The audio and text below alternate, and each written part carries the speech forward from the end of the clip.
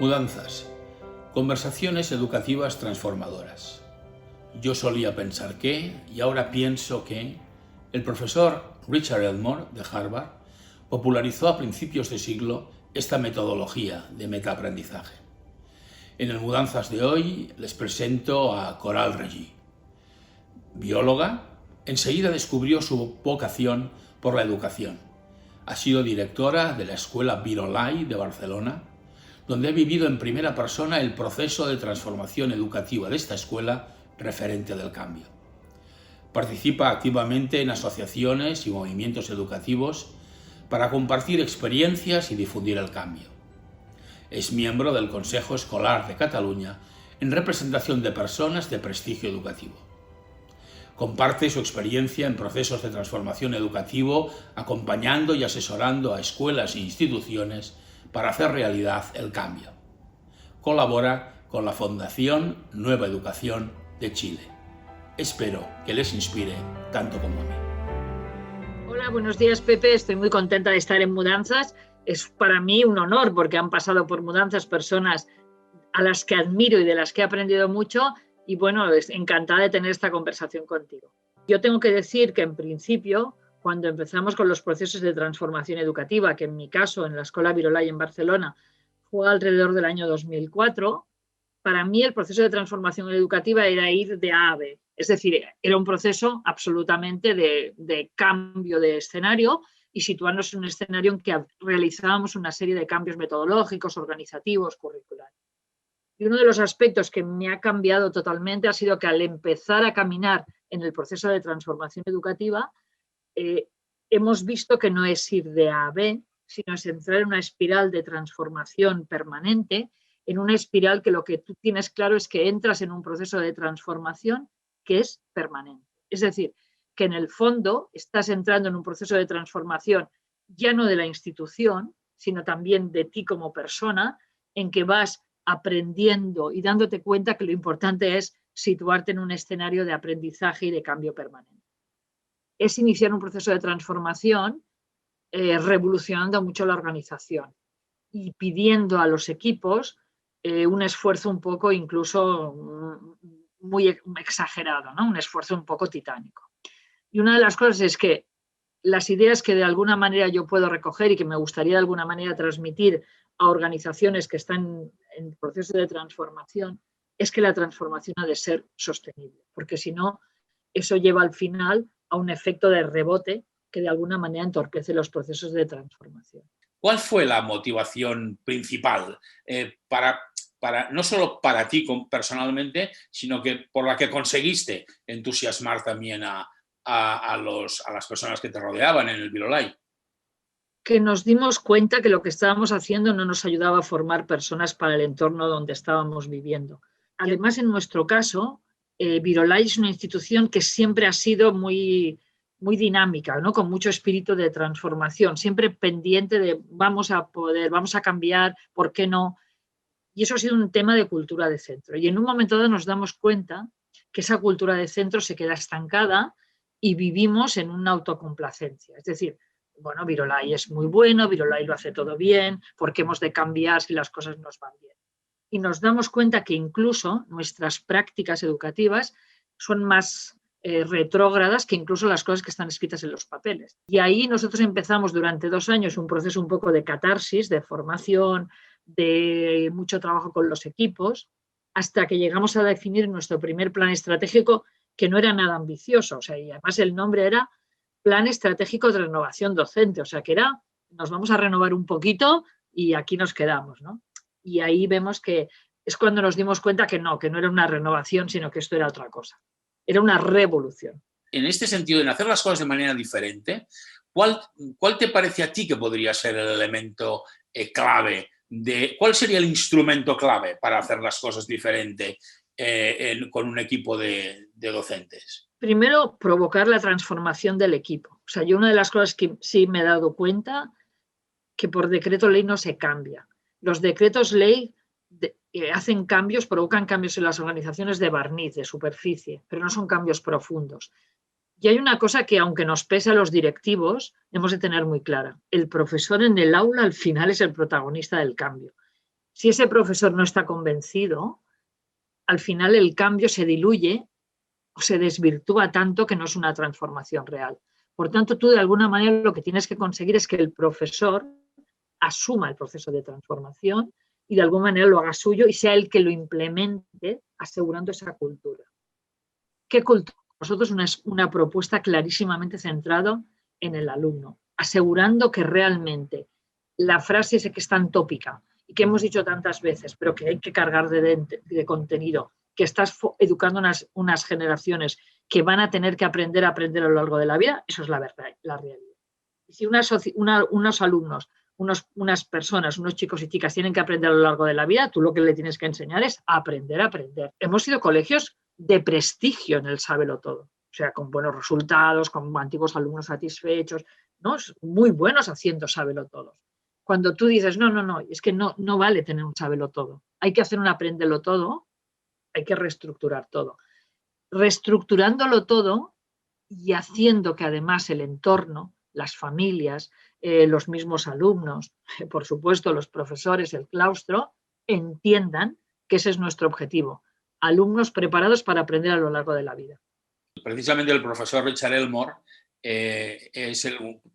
puede ser una de las figuras aquí referenciales en identificar que la manera en que puede cambiar globalmente, de manera holística, la escuela es elevando el conocimiento pedagógico de los profesores, de los docentes, ¿no? Permanentemente reflexionando sobre lo que él denomina el núcleo pedagógico, ¿no? Que en el fondo es centrarse en cuáles son las tareas que efectivamente hacen los estudiantes, ¿no? ¿Cómo habéis ido consiguiendo precisamente esta transformación interna del profesorado? Hablando pues de trabajo cooperativo, de aprendizaje entre iguales, de metodologías de aprendizaje, pero a partir de ahí nosotros nos hemos fundamentado en una herramienta que en el colegio está muy incorporada, que es el tema de la evaluación profesional entre iguales. Con esta evaluación profesional entre iguales nosotros hemos ido viendo en qué nivel estaba, o sea, personalización también a nivel de formación de profesores, a qué nivel estaba cada profesor, cuál era su momento pedagógico, su momento anímico, sus ganas de moverse en entornos de transformación. Eso nos ha permitido establecer planes muy personalizados y además con mucha ayuda, nosotros nos ha ido muy bien la ayuda entre iguales. Es decir, profesores que en un momento dado estaban en un estadio más avanzado de transformación han actuado de mentores de otros profesores. Con lo que ha implicado esto, además, de obertura de puertas. Es decir, nosotros el tema de la codocencia y el acompañamiento entre profesores nos ha ayudado mucho a que a veces profesores inseguros, reticentes, con miedos a incorporarse a dinámicas más activas, con metodologías diferentes, los profesores se han lanzado porque al lado han tenido un compañero. Hemos ido viendo crecer una gran conciencia en nuestro entorno, por lo menos en Cataluña, luego lo hemos ido viendo también globalizarse, la necesidad de cambios en la escuela. Y sin duda ha sido un revulsivo muy interesante, porque estas redes, entre ellas la Escuela 921 en nuestro caso, pues también ha hecho ir cambiando la mentalidad, la visión, la perspectiva. Pero también hemos visto proyectos de dudosa consistencia pedagógica. Otros proyectos educativos que en cambio sí la tienen, pero van conviviendo y todas forman parte de esa amalgama que se conoce como la innovación educativa, ¿no? Yo creo que lo que nosotros hemos conseguido, y es lo que es bueno, es que la innovación esté de moda. Si la innovación está de moda, quiere decir que pasa a ser un tema prioritario y que por tanto se puede trabajar bien. Pero yo ahí siempre ha habido un elemento que he tenido muy claro. El cambio por el cambio no sirve absolutamente de nada. Tú cambias para que los alumnos aprendan a aprender bien y estén preparados por un entorno que es distinto del entorno inicial. Y solo el cambio tiene sentido cuando esa transformación sirva para que los alumnos aprendan a aprender, sean competentes y sepan moverse como personas. La transformación educativa, cualquier cambio, tiene que evaluarse, tiene que valorarse si es útil para nuestro objetivo, que no es el cambio por el cambio, sino el cambio para que el alumno aprenda mejor. Y eso ahí yo he visto muchas veces torres de humo, castillos que no se aguantan, porque el cambio por el cambio, pues al final es marketing educativo y eso es una falta de ética y de responsabilidad profesional que no nos la podemos permitir. Hay dos elementos, dos instrumentos, el pensamiento crítico y la creatividad, que casi últimamente en el lenguaje precisamente de la transformación educativa, se están situando casi al mismo nivel instrumental que la comprensión lectora o que la matemática, ¿no? De hecho, ya se ven como instrumentos clave de un aprendizaje competencial. La sensación que da es que las piezas de la estructura curricular y de la estructura organizativa deberán modificarse para encajar estos instrumentos. ¿Tú qué piensas a propósito de esto? Nos ha hecho mucho daño el mito del mensaje de Ken Robinson, porque parecía que creatividad es dejar fluir, parece que creatividad no es como una cosa pues eso del happy flower. Educar personas creativas requiere mucha perseverancia y una estrategia muy clara por parte de los centros educativos. Y en el tema del pensamiento crítico pasa lo mismo. Además, yo ahí le veo una urgencia social increíble, ¿no? Delante de un entorno social donde los gurús, del signo que sean, son capaces a veces de arrastrar por las redes sociales a muchas personas, donde realmente nos damos cuenta que a veces las personas son incapaces de leer un texto un poco más largo, donde haya pros y contras y un análisis más duro de la realidad, menos suave, ahí hay que trabajar muchísimo. Si tenemos que trabajar personas con espíritu crítico, tienes que ir a la profundidad, tienes que trabajar de manera muy clara desde pequeños, niños y niñas que sepan ver el dilema, ver opiniones distintas, contrarrestar, tener criterios, saber decidir. Es que ahí nos estamos jugando el futuro. Es evidente, yo ahí creo, me gustan muchísimo los planteamientos que hace César Coll en el tema del currículum, que nosotros hemos de asegurar que los chicos tienen un marco referencial claro a nivel social, a nivel histórico, a nivel geográfico, a nivel científico. Y ese marco referencial implica que tú a partir de ahí vas colocando cosas que vas aprendiendo, pero tienes una estructura clara. Eso lo tiene que asegurar la educación primaria, la educación secundaria obligatoria, porque eso va a ser como la bastida, el andamio donde van a ir después construyendo los chicos todas las otras cosas. La pandemia nos ha mostrado también el papel estratégico de uno de los apartados de la escuela, que es el acompañamiento, digamos, emocional o acompañamiento en términos generales de alumnos, de docentes también, de educadores y educadoras, de familias. ¿Qué te parece que quedará en la escuela post-pandémica de esta evidencia, de la importancia de este acompañamiento? Yo creo que ahí ha habido dos formas, además de afrontarlo, ¿no? Una apuesta clara por acompañar a los alumnos, y eso se ha dado en todo tipo de escuelas, no es un tema que viene de un tipo de escuela, se ha dado en todo tipo de escuela, donde los equipos han tenido claro que lo más prioritario en esta situación es el acompañamiento de las familias, y se han estructurado las organizaciones horarios para asegurar entrevistas semanales con los alumnos y las familias, para asegurar acompañamientos y reuniones entre los equipos de profesores.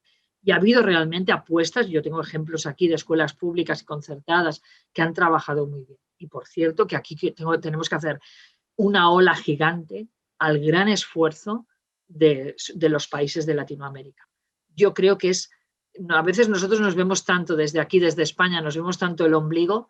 Nosotros estuvimos 4 meses confinados. Estos países llevan prácticamente 18, 19 meses, ¿no? Imaginémonos, si nosotros ahí estamos súper agobiados por 4 meses, imaginémonos cómo se tienen que encontrar estos centros cuando con muchas menos condiciones técnicas y con más alumnos en entornos desfavorecidos, llevan 18 meses sin poder estar en contacto directo con los alumnos. Ahí yo creo que es clarísimamente priorizar lo que es importante en la escuela. Y en esos momentos lo importante es que la escuela tiene que estar. La creación de vínculo, el trabajo socioafectivo, eso implica que se tiene que quedar como uno de los fundamentos claves de toda la etapa educativa, y si me dices prioritariamente las etapas de secundaria y bachillerato, porque es donde ahí no se trabaja. Una profesora de infantil, incluso de primaria, ninguna profesora te dice que eso no es vital. En todo este proceso que tú has vivido además con tu personalidad tan apasionada y tan intensa, ¿no? ¿Podrías recordar algún sentimiento, alguna emoción personal que pudiera reflejar tanta intensidad, tanta pasión en estos años? Una experiencia para mí que agradezco muchísimo a Eduard Ballor y a Boris, a todas las personas de Escola Nova 21, es el hecho de ver que estábamos tantas escuelas trabajando y compartiendo en el proyecto de Escuela Nueva 21, ¿no? Yo recuerdo algunas reuniones donde había personas o instituciones realmente que estaban ahí compartiendo su conocimiento y estábamos ahí todos trabajando conjuntamente y lanzando y además difundiéndolo con el objetivo de no queremos ser mejores nosotros, sino queremos difundir la transformación educativa. A mí eso ha sido un ámbito que a nivel personal me ha gustado mucho. Pero te quiero citar un ejemplo. Yo cuando este año empezamos en la escuela a hacer todos los cambios derivados por la pandemia, de los grupos burbujas, de las estructuras, en un momento dado tuve como una especie de sensación de pánico, de pensar, eso nos va a hacer cambiar las maneras de trabajar en equipo, de proyectos, y cuando vi que realmente continuamos trabajando con las mismas metodologías globalizadas por proyectos de la misma manera, en ese momento me di cuenta de una cosa que pensé en mi escuela, pero creo que puede ser en muchas otras escuelas, la transformación educativa ha cuajado. Porque estos profesores no saben trabajar de otra manera que no sea en un entorno de transformación. No podemos eludir la responsabilidad de trabajar todos por una escuela distinta, por una escuela que asegure que educamos chicos y chicas para un nuevo entorno mundial, global, que es distinto y que es su mundo, y que por tanto ahí hay que prepararlos para este entorno.